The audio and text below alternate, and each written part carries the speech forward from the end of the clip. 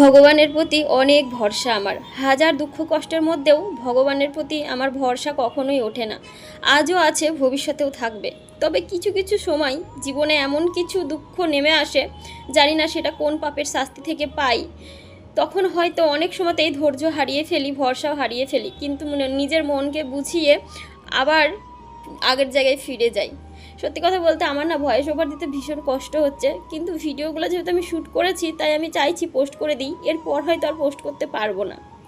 তো যাই হোক, কিছু কিছু কষ্ট যখন আসে সত্যি ভগবানের উপর থেকে ভরসা উঠে যায়।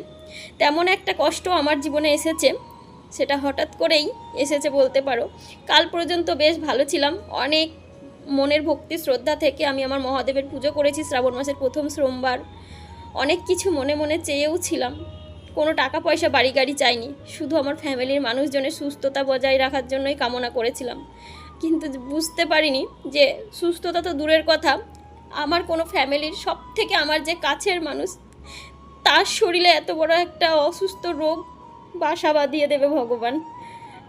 যাই হোক, আমি পুরোটা হয়তো বলতে পারছি না, তবে শুধু এটাই বলবো, সত্যি কথা বলতে এত কষ্ট হচ্ছে, এত কষ্ট।